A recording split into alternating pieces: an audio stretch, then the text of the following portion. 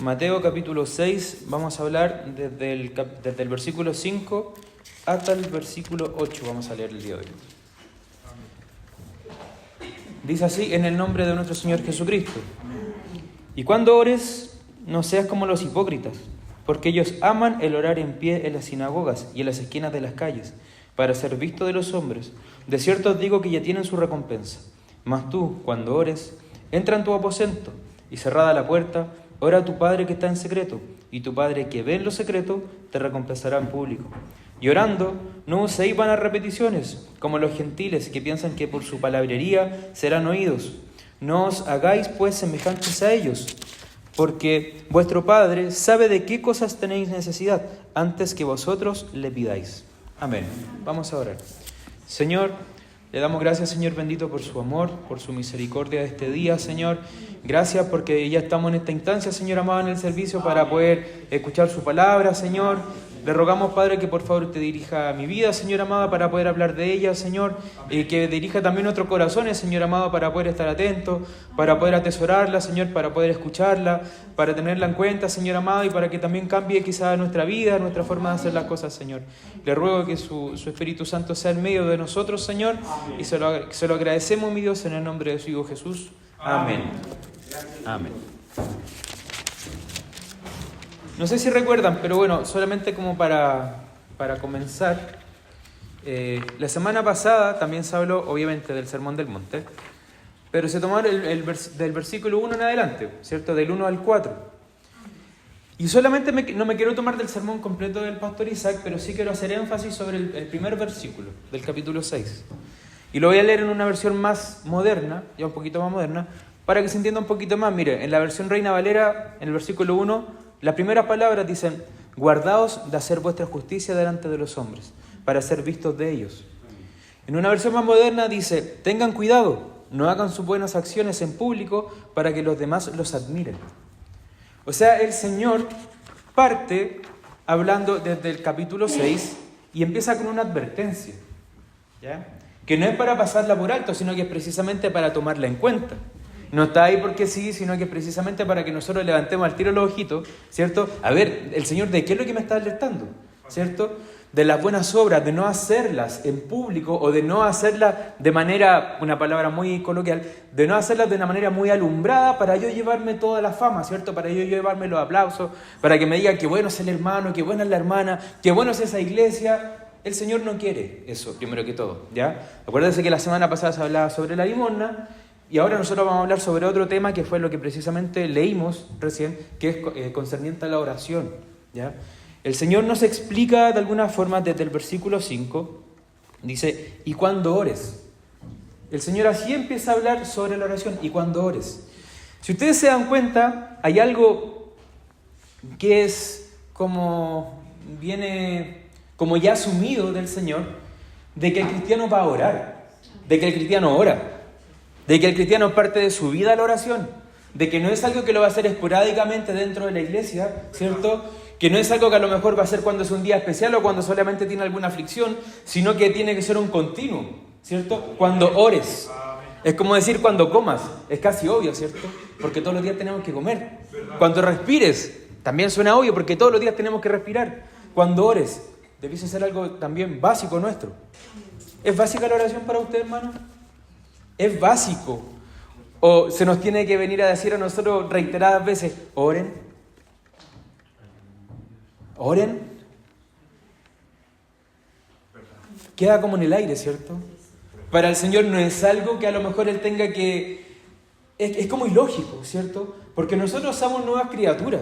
Y siendo nueva criatura tenemos otra visión de las cosas, tenemos otra expectativa de la vida, tenemos otros ojos, tenemos otra dependencia también. Ya no dependemos de nosotros mismos, ya no dependemos quizás del trabajo, de los logros, de los cartones, de los títulos, ¿cierto? O a lo mejor quizás de mi autoridad.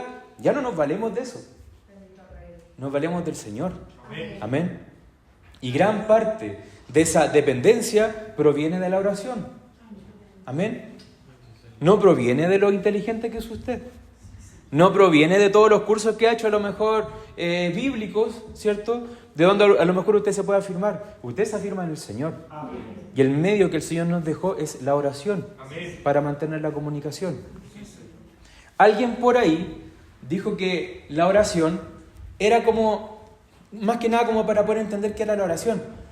Es como aquel hombre, ¿cierto?, que está en el mar, está en una balsa, ¿cierto?, está ahí, no en medio del mar, sino que alcanza a ver la orilla, y el hombre tiene como un ancla, y en vez del ancla tirarla al mar, trata de tirarla a la isla para tratar de engancharla en algún lugar, ¿cierto?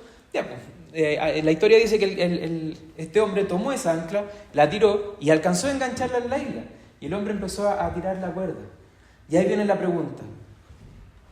¿Qué era lo que se acercaba? ¿Se acercaba el hombre a la isla o el hombre acercaba la isla hacia él?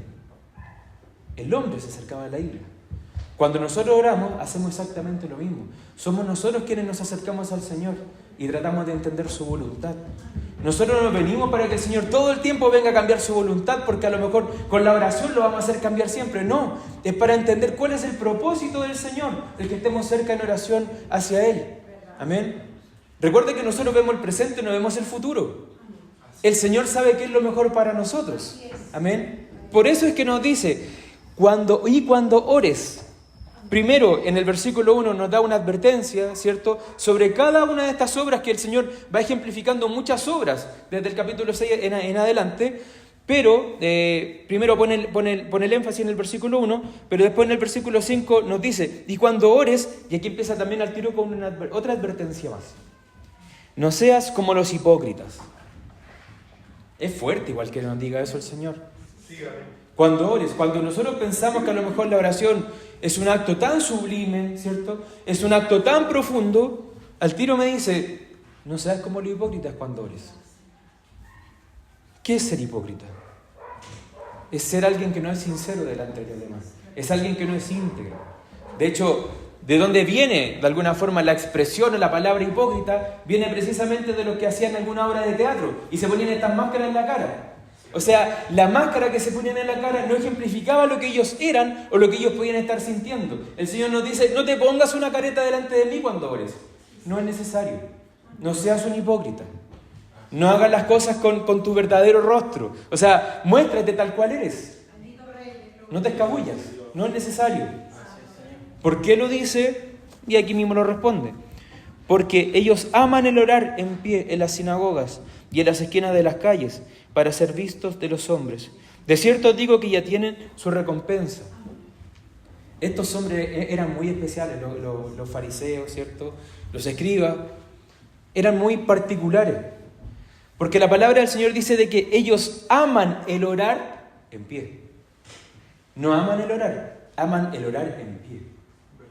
O sea, está acompañado con algo más. Está acompañado con una acción detrás. Y no es que el Señor a lo mejor aquí nos está diciendo no oren más de pie dentro de la iglesia. No está diciendo eso el Señor, ¿ya? Para que no nos confundamos. Tampoco nos está diciendo que no nos podemos derramar delante de Él en una oración. Tampoco. No está diciendo eso el Señor. El carácter que caracterizaba a los fariseos era precisamente ese, el tratar de ser vistos. Hacían lo que fuera por tratar de ser vistos. Usaban un canal santo, por así decirlo, lo cual es la oración, para su propio beneficio.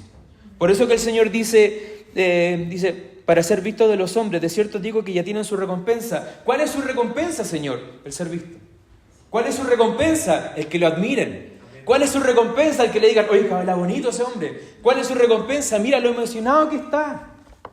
¿Cuál es su recompensa? Mira, ese hombre siempre habla en lenguas. Mira cómo se manifiesta el Señor en esa persona. Para ser visto simplemente. Ese es su fin. Y de eso es lo que el Señor nos recuerda a nosotros. Amén. Primero, el cristiano ora por necesidad. ¿Cierto? Ora por necesidad. Y el Señor nos aconseja de que no oremos, de que no nos equivoquemos al momento de orar, de hacerlo como lo hacían estos hombres. Hay un ejemplo también que es muy conocido, pero también lo vamos a estar leyendo, que es precisamente el que está en Lucas 18. Yo lo tengo acá, así que si quieres lo busca, si no, solamente me escucha. Lucas 18, del versículo 10 en adelante, dice: 2 hombres subieron al templo a orar. Uno era fariseo y el otro publicano.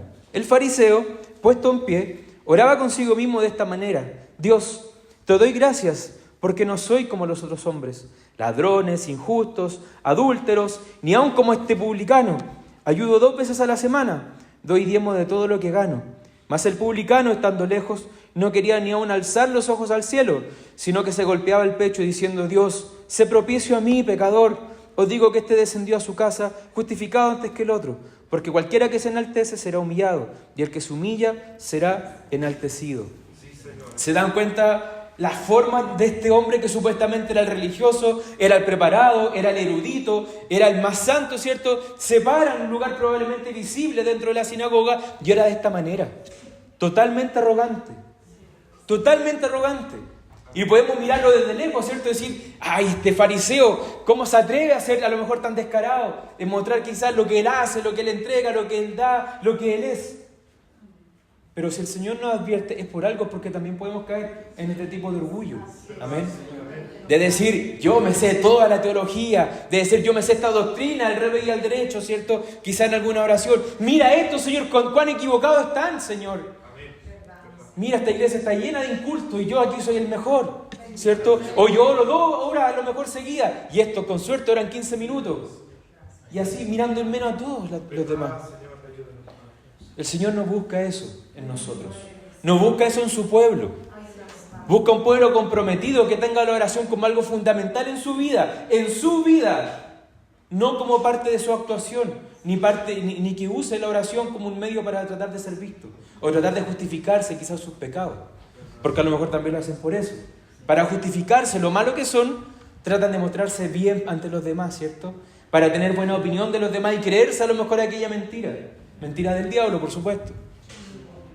Hermano, el Sermón del Monte nos deja mucha enseñanza. Mucha enseñanza. El otro hombre, y hay características también de este hombre. Dice, primero, el Señor sigue con la misma explicación que está en el Sermón del Monte. Dice: el fariseo puesto en pie. ¿Por qué puesto en pie? No podía casi, a lo mejor ahí, arrodillarse, a lo mejor. Sabemos que es una rutina para los judíos, ¿cierto? Orar 3 veces al día, oraban en la mañana, mediodía y la tarde. Tenían una cultura de oración, habían ciertos horarios, pero no significaba de que tenían que aferrarse a ese horario, ¿cierto? Lo mismo, la oración. El Señor no quiere que nos aferremos a un modelo, ¿cierto?, de repetición o de cosas que lo vamos a ir viendo más adelante, porque no quiere esa rutina, esa monotonía, ese ojos puestos sobre los hombres, sino que es algo totalmente que nace del alma, del corazón. Amén. De un corazón contrito, como el que tenía aquí este hombre, ¿cierto?, el publicano. Más el publicano estando lejos. El publicano no quiso ponerse al medio quizás de la sinagoga, no quiso ponerse en el lugar visible, ahí lejos, ¿cierto?, en una esquina quizás. Voy a ejemplificarlo con una iglesia evangélica, pero quizás detrás en una banquita al fondo. Ahí estaba llorando. Ahí estaba orando. Ahí no estaba mirando al fariseo, no estaba mirando a los de alrededor. Estaba mirando su corazón. Amén. ¿Por qué estaba mirando su corazón? Porque dice, estando lejos no quería ni aun alzar los ojos al cielo. No se atrevía a mirar y tampoco se atrevía a mirar al cielo, al Señor. Sino que se golpeaba el pecho diciendo: Dios, sé propicio a mí, pecador. Sabía lo que él era y que necesitaba al Señor. Amén. Os digo, hermano, y dense cuenta de una cosa. Esta fue la oración del publicano. Dios, sé propicio a mí, pecador. No fue más largo que eso. No fue así, Señor, y te invento palabras, ¿cierto? Y trato de dejarte por allá en las nubes, pero al final sé que cada vez que yo hablo de una manera a lo mejor bien rebuscada, con palabras quizás que a lo mejor nadie entiende, no es para glorificar al Señor, sino que para que los hermanos estén con la boca abierta. Y digan: oh, ¿qué término ocupa ese predicador? ¿Qué término ocupa quizás ese orador? Y erramos. Esa oración no alcanzó a salir de este techo. Se alcanzó a escuchar acá nomás. Y si el Señor no quiere que se escuche de la puerta para afuera, no se va a escuchar aquí. Eso fue lo que gané. Eso es lo que se gana al final cuando se hacen las cosas mirando hacia afuera, ¿cierto? Mirándonos a uno mismo. Continúa, dice, volvemos a Mateo. No seas como los hipócritas, porque ellos aman el orar en pie en las sinagogas. Vemos el caso precisamente en Lucas. Y en las esquinas de las calles para ser visto de los hombres. Hermano, cuando estaba buscando, investigando sobre esto, estos hombres se paraban en las esquinas de las calles, pero no buscaban cualquier esquina. Buscaban las esquinas más transitadas, donde más gente hubiera, donde más personas hubieran. O sea, este hombre no era de los que a lo mejor se paraban en la esquina de acá nomás, ¿cierto? A lo mejor a las 7 de la mañana cuando hay poca gente, sino que iban allá a la plaza de armas, ¿cierto? Donde hay mucha gente. En esa esquina justo se le ocurría orar. Justo tenían que dar su espectáculo de piedad. ¿Es un acto noble? Muchas veces también estos hombres, dicen los eruditos, de que podían haberse organizado mejor y poder llegar a la sinagoga a tiempo y poder hacer su oración ahí, o hacer la oración en un lugar específico en donde a lo mejor tuvieran tranquilidad. No, estos hombres ya estaban programados para decir, oh, no alcancé a llegar. Era una actuación. Por eso que el Señor dice, no sean hipócritas. Y acuérdense de dónde viene el término hipócrita, de los actores de teatro que se ponían estas máscaras. Estos hombres iban caminando, ¿cierto?, conversando consigo mismos, y en algún momento tenían que empezar a ponerse la máscara para actuar, diciéndolo metafóricamente. Se ponían en la esquina, ¿cierto? Y ahí empezaban a poner cara de lástima, ¿cierto? A empezar a levantar las manos al cielo probablemente, a empezar a dar gritos, quizás cuántos a lo mejor lloraban en su oración, y la gente se admiraba. Y el Señor les decía, esa es su recompensa. No tendrán recompensa en el cielo. No tendrán recompensa en público, quizás de lo que están pidiendo. Esa es su recompensa. La admiración de estas personas. No hay más recompensa que esa. ¿Usted quiere esa recompensa? Yo no quiero esa recompensa. Yo no quiero esa recompensa. Y yo cuando oro, tampoco oro para que sean solamente bendiciones, ¿cierto? Señor, bendíceme con una casa, con un auto, con esto otro. Cuando oramos delante del Señor, no es viejito pascuero con una carta, ¿cierto? No es solamente competiciones. No es solamente como los que salen a marchar, ¿cierto? Y llevan también su listado de derechos y de cosas que están buscando y quieren. Nosotros nos vamos en ese sentido cuando oramos delante de Dios. Amén. Cuando oramos de repente simplemente vamos a darle gracias. Esa es una entrega delante del Señor. El simplemente agradecer. Hermano, cuando estamos conscientes, y de verdad que muy conscientes, damos gracias hasta por respirar. De verdad se los digo, damos gracias hasta por respirar, hasta por caminar. Porque cuando uno está enfermo y de repente tiene un pie malo, ¿cierto? O se siente pésimo, ¿cierto? Que a lo mejor quiere estar acostado, uno dice, ¡ay! Me encantaría estar como ayer. Me encantaría no sentirme como me siento hoy. ¿Y cómo estaba ayer? Normal. Y no di ni gracias, ¿cierto? Podía caminar, me podía mover los brazos, ¿cierto? No tenía miedo, no me dolía la cabeza. Y pasamos todas las cosas como si fuesen normales. Cuando nos damos cuenta de que es el Señor quien nos provee para que nos podamos sentir bien, ¿cierto? Y poder vivir el día a día. Amén.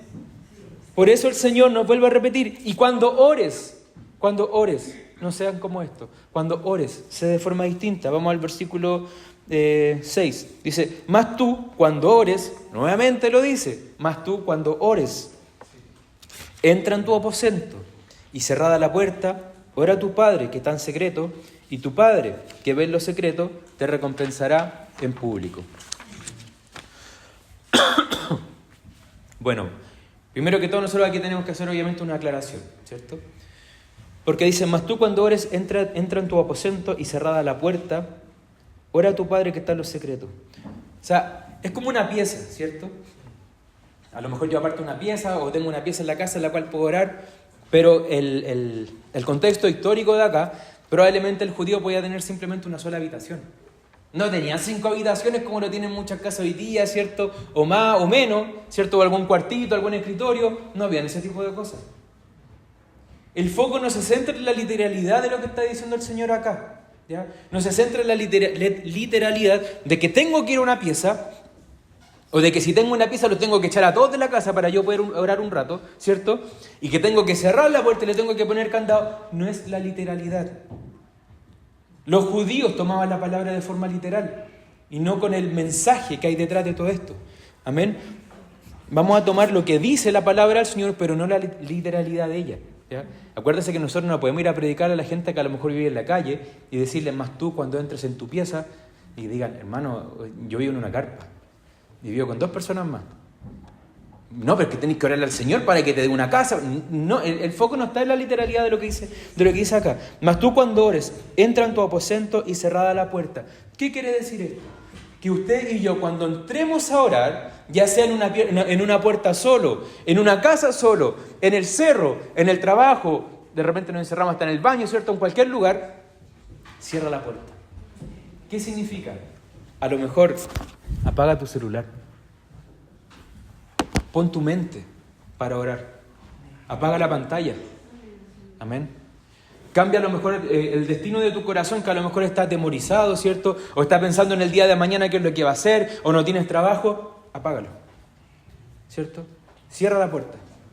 Deja los problemas, las preocupaciones afuera. Y preocúpate en orar. Amén. Preocúpate en derramarte tu corazón, ¿cierto?, delante del Señor. Por eso la palabra dice, mas tú cuando ores, entra en tu aposento, cerrada la puerta, ora a tu Padre que está en secreto. Amén. Y tu Padre que ve en lo secreto te recompensará en público. Muchas de mis oraciones, y sé también que de sus oraciones, no las conoce nadie más. Solamente usted y el Señor.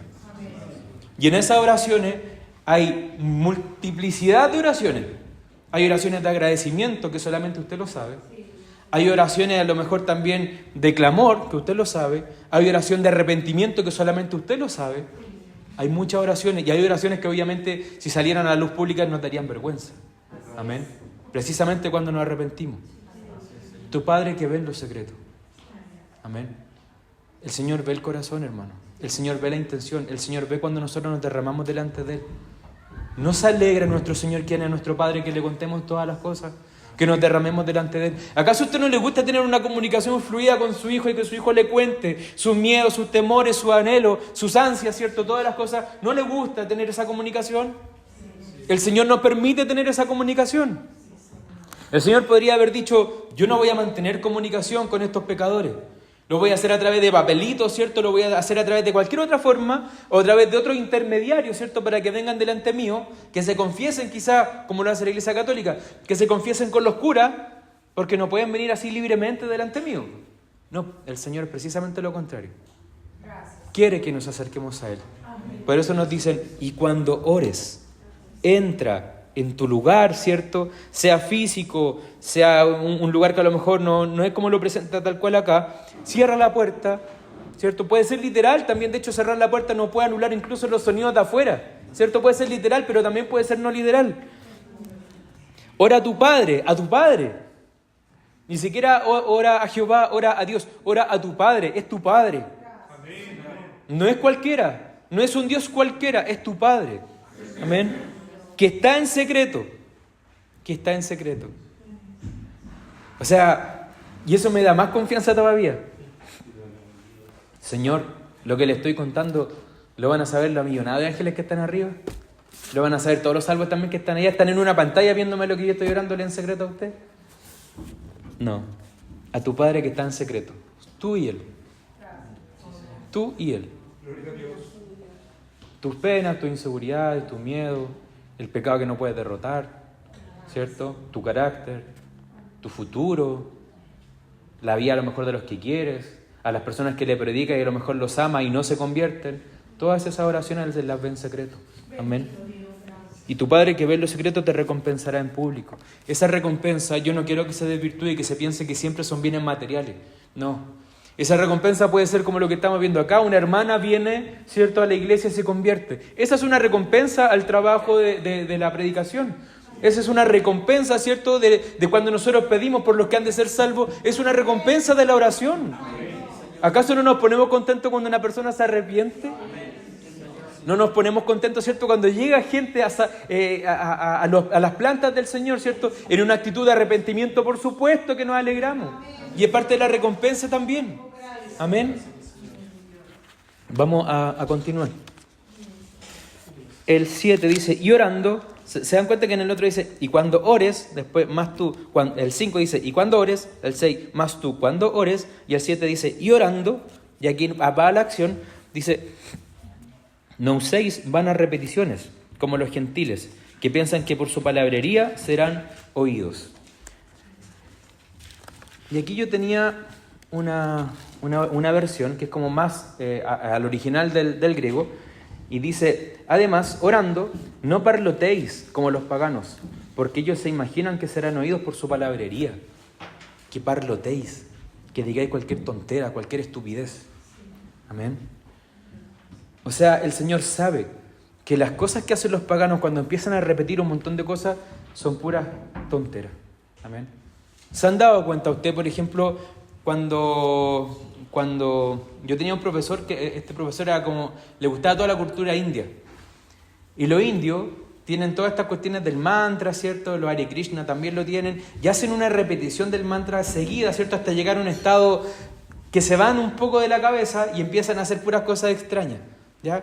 De verdad, o sea, hay videos que obviamente lo muestran, que empiezan a repetirse consecutivamente ciertos mantras y después llegan a un estado de, no sé cómo decirlo, pero llegan a un estado que no están cuerdos, ¿ya? Esa es la palabrería, esa es la... no parlotéis como los paganos, ese es el estado en el cual están ellos. Pensamos que eso puede estar muy lejos de nosotros, no está lejos de nosotros. La Iglesia Católica también lo hace. ¿Se han dado cuenta ustedes cuando hablan?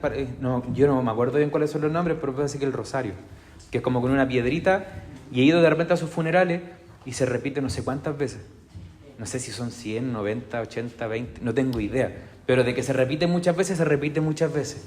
Y cuando estaba en velorio de ese tipo, ya al segundo rosario salgo y después llego y siguen con el rosario. Entonces, es largo, ¿ya? Y esas viles repeticiones, ¿ustedes creen que las va a escuchar un Dios quien nos dio la inteligencia? O sea, tenemos un Dios mecánico que a lo mejor Él dice, mientras no hagan esto 100 veces no los voy a escuchar. ¿Es lógico?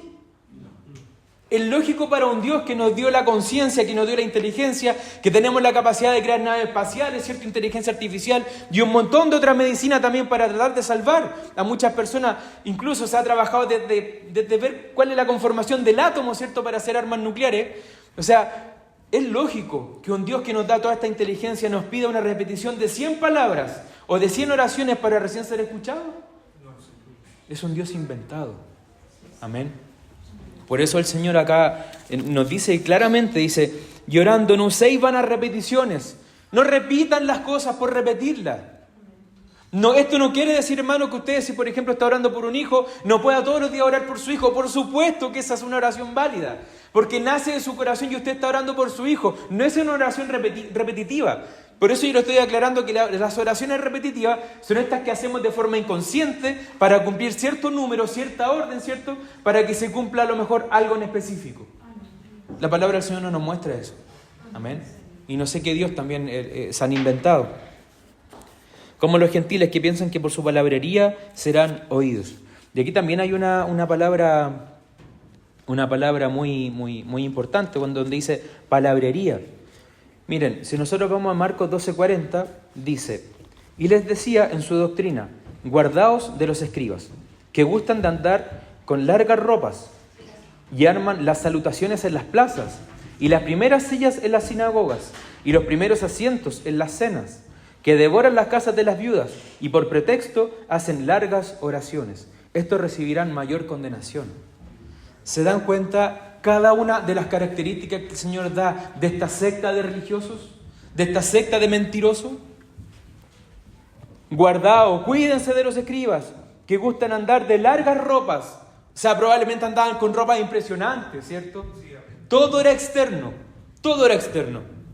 El mejor traje, la mejor pinta, la mejor forma también de verse hacia los demás.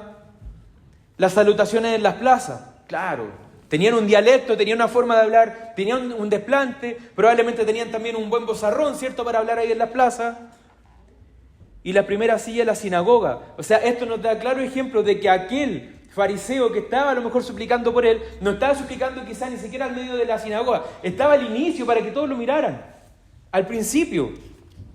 La primera silla de las sinagogas y los primeros asientos en la cena. O sea, no había ni siquiera un rastro de humildad en la vida de estos hombres.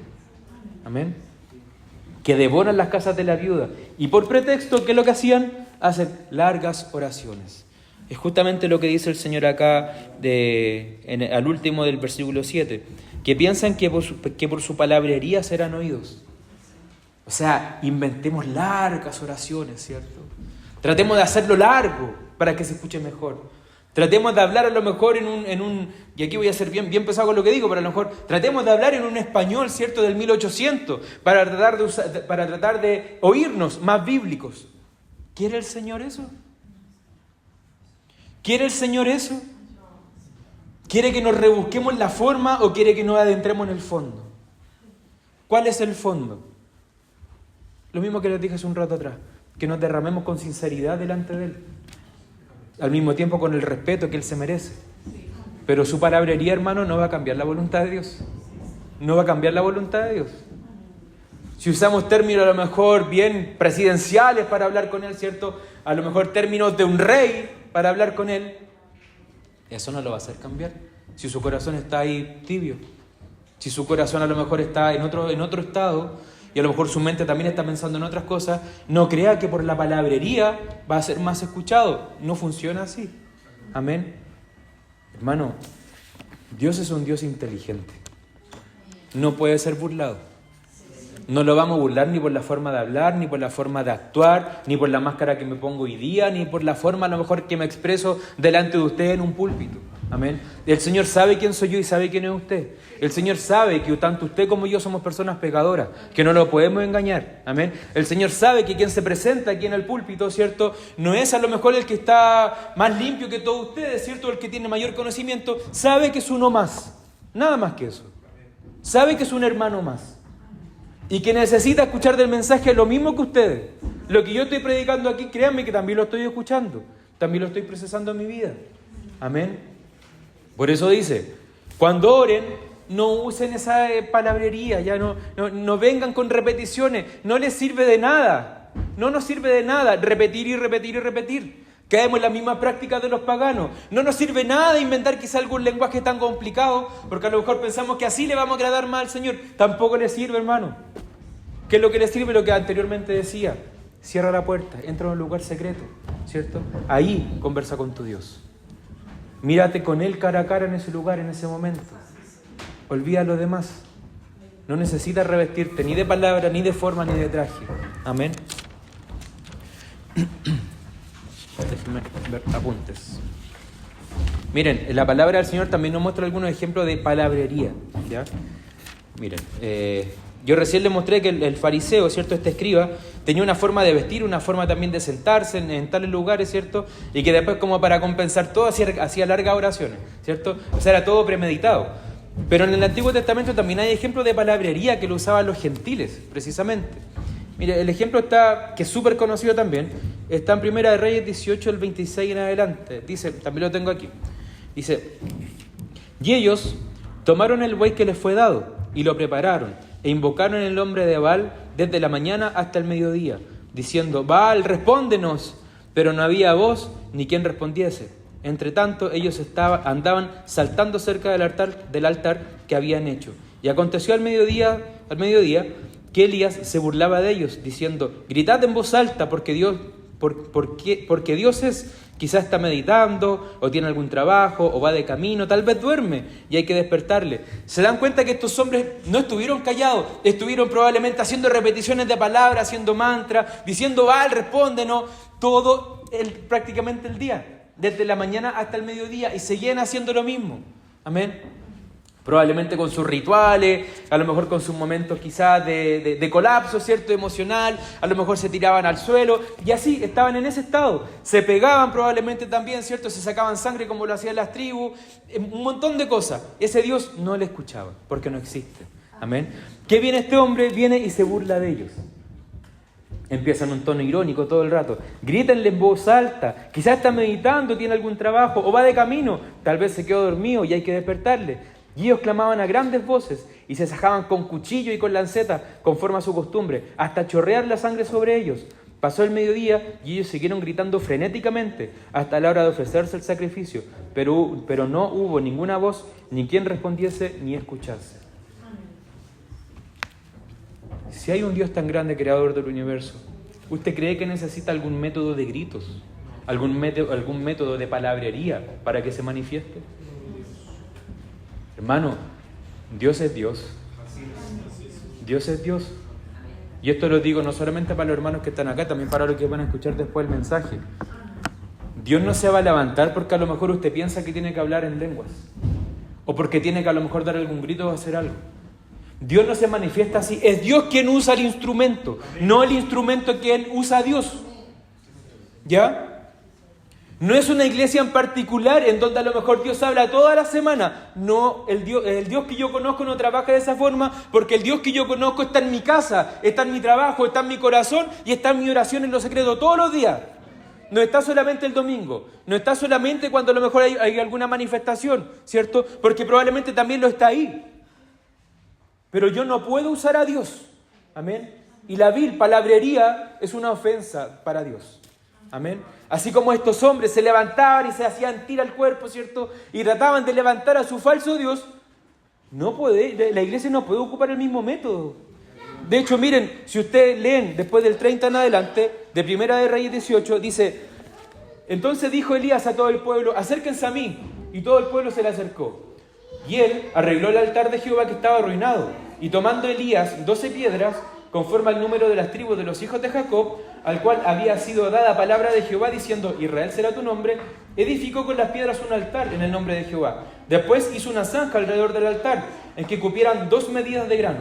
Preparó luego la leña y cortó el buey en pedazos y lo puso sobre la leña. Y dijo: llenad 4 cántaros de agua y derramadla sobre el holocausto y sobre la leña. Y dijo: háganlo otra vez. Y otra vez lo hicieron. Dijo aún: háganlo la tercera vez. O sea, no se conformó con que mojaran la ofrenda, ¿cierto?, la leña y todo una vez, sino que lo quiso hacer una segunda vez y después pidió una tercera vez que le siguieran echando más agua. Y lo hicieron por tercera vez. De manera que el agua corría alrededor del altar y también se había llenado de agua la zanja. Cuando llegó la hora de ofrecerse el holocausto, se acercó el profeta Elías y dijo: Jehová, Dios de Abraham, de Isaac y de Israel, sea hoy manifiesto que tú eres Dios en Israel y que yo soy tu siervo y que por mandato tuyo he hecho todas estas cosas. Respóndeme, Jehová, respóndeme, para que conozca este pueblo que tú, oh Jehová, eres el Dios y que tú vuelves a ti el corazón de ellos. Entonces cayó fuego de Jehová y consumió el holocausto, la leña, las piedras y el polvo, y aún lamió el agua que estaba en la zanja. Viéndolo todo el pueblo se postraron y dijeron: Jehová es el Dios, Jehová es el Dios. ¿Qué tuvo que hacer Elías? Tuvo que estar todo el día en un estado probablemente meditando ahí, tratando de que Dios le respondiera. Estuvo que a lo mejor hacer una larga repetición como lo hacían los fariseos, puestos de pie, llorando y haciendo un montón de cosas. No.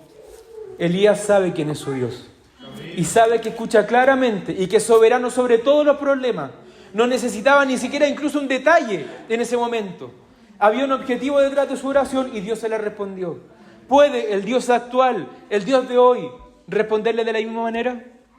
Por supuesto. Quizá usted pueda hacer una sola oración y le responde de forma inmediata. Eso no quiere decir que no la repita todos los días. Repítala, hermano, repítala. Sea insistente como aquella mujer que le insistía día a día a ese juez, ¿cierto? Insista, ore, derrámese delante de él. Pero cuando su oración ya venga a ser repetida, piénselo y renueve su oración. Porque muchas veces cuando ya estamos cansados de la noche repetimos nomás, ¿cierto? Porque nos queremos dormir, ¿cierto? Y como ya tenemos una repetición, de repente no nos alcanza el tiempo y nos quedamos dormidos a la mitad. Hermano, si está muy cansado, ore lo más posible consciente y después deja la oración hasta ahí. No vale de nada que después te haga las cosas, ¿cierto?, ahí simplemente para repetirla por cumplir. El Señor no es un Señor que me está pidiendo cumplir algo. El Señor me entrega la oración para poder comunicarme con Él y para poder derramarme delante de Él. Amén. Entonces, bueno, vimos también un ejemplo de eso, que aquí tengo algunos apuntes. Y el versículo 8, ya el último, dice: no os hagáis pues semejantes a ellos, porque vuestro Padre sabe de qué cosas tenéis necesidad antes que vosotros le pidáis. Aquí es lo más increíble de alguna forma como el Señor termina esto. Porque dice, lo voy a leer, tratar de no leerlo como tan antiguo, lo único que le saco es el os. Dice, no se hagan pues semejantes a ellos, porque su Padre sabe de qué cosas tienen necesidad antes que ustedes le pidan. Entonces aquí uno puede decir en conclusión, entonces ¿para qué voy a orar? Si el Señor ya lo sabe. ¿Se está enterando de algo nuevo cuando le digo que al Señor le comento, Señor, me faltan comida en mi casa? Señor, no tengo zapatillas. Señor, necesito alimentar a mi familia. ¿Le estoy contando algo nuevo?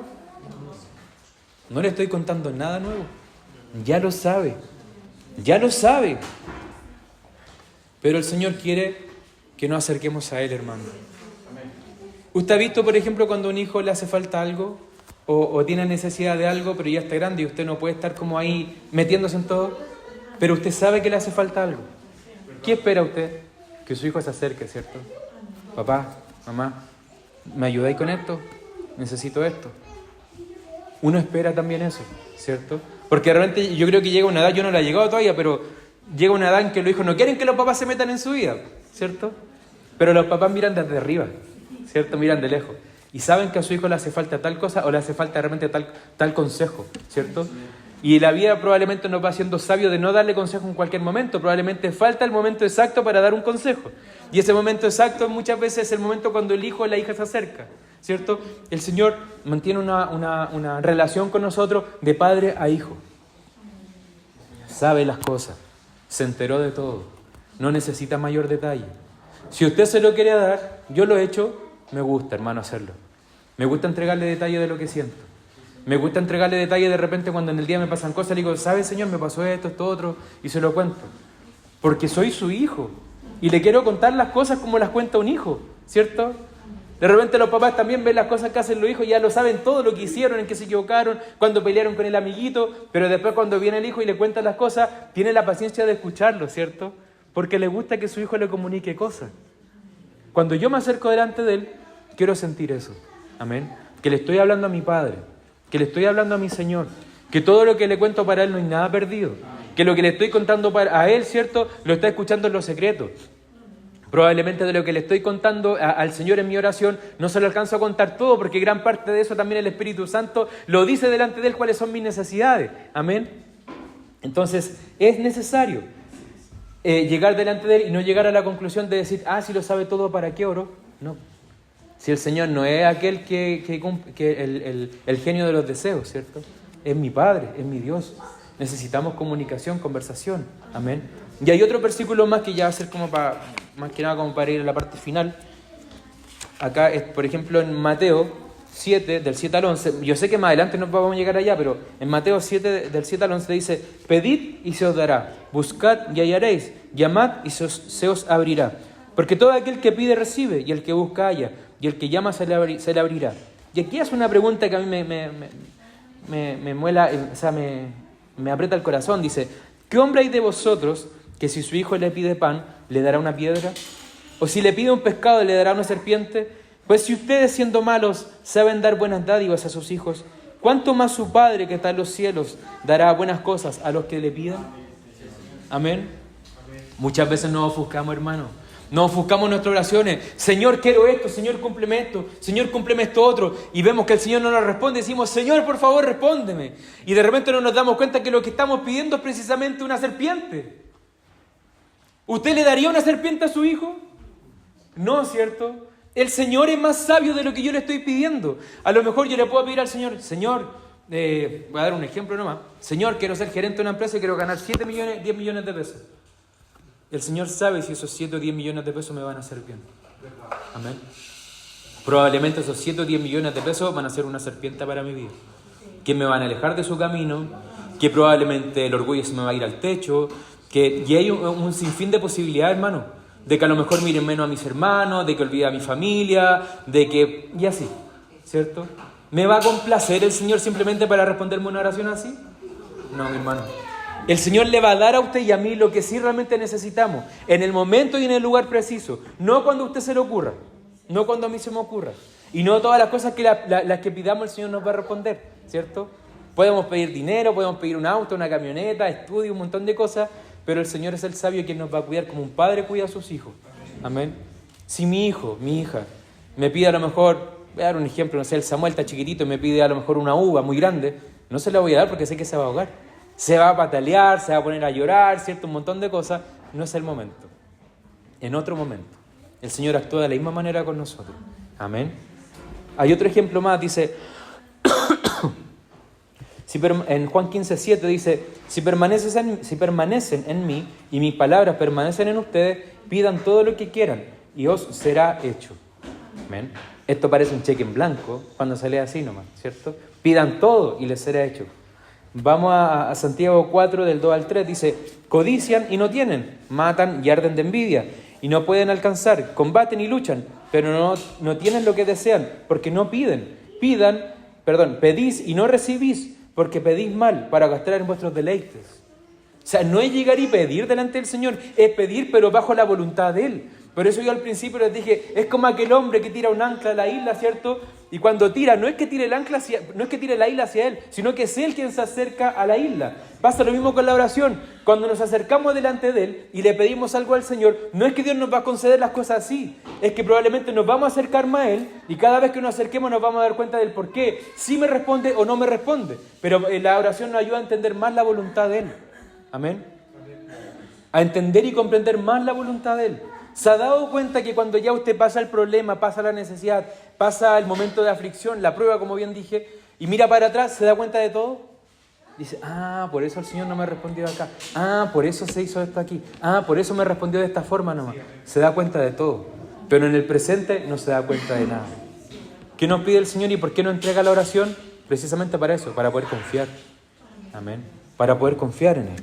El último versículo que quiero leer dice, Hebreos 4 del 14 al 16, dice, por tanto, teniendo un gran sumo sacerdote que traspasó los cielos, Jesús, el Hijo de Dios, retengamos nuestra profesión, porque no tenemos un sumo sacerdote que no pueda compadecerse de nuestras debilidades, sino uno que fue tentado en todo según nuestra semejanza, pero sin pecado. Acerquémonos, pues, confiadamente al trono de la gracia para alcanzar misericordia y hallar gracia para lo oportuno socorro. Aquí es donde nuevamente nos hace una invitación. ¿Podemos acercarnos a un Dios tan grande? ¿Podemos orar delante de Él, cierto? Sin una forma, sin un método. Por supuesto, hermano. Mucha gente de repente dice, ore por mí porque yo no sé orar. Hermano, si bien es cierto que el Señor Jesucristo nos dejó un modelo, cierto, a seguir, las más grandes oraciones que aparecen en la Escritura, que no las leí todas, tenía un listado más o menos grande, eran oraciones más bien pequeñas. Eran oraciones que eran muy dirigidas de forma muy directa al Señor. Hay algunas oraciones así que son extensas en la Biblia, pero la gran mayoría de ellas son oraciones pequeñas. De hecho, incluso las oraciones de Cristo fueron algunas de ellas simplemente pequeñas. Amén. No eran grandes, ciertas cosas que a lo mejor en las cuales nos podíamos enredar en lo que estábamos pidiendo. Eran oraciones eficaces, eran oraciones pequeñas, eran oraciones dirigidas, ¿cierto? Y eran oraciones que nacían del corazón. Amén. Entonces, de todo lo que hemos visto, ¿por qué el Señor de alguna forma no quiere que nosotros repitamos las oraciones o simplemente lo llenemos de palabrería?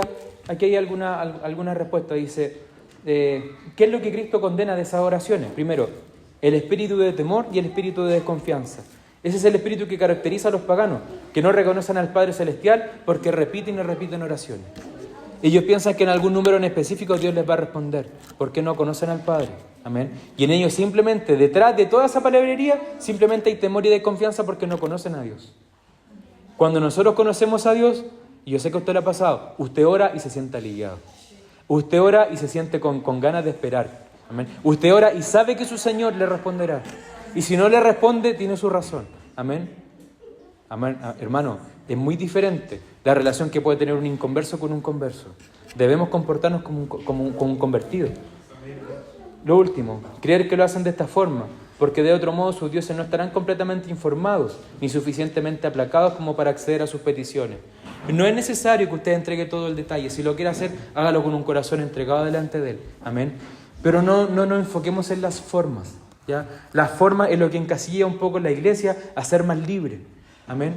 La oración es el derramamiento delante del Señor. Derrame su corazón delante de Él. Derrame su necesidad delante de Él. Derrame su agradecimiento también delante de Él.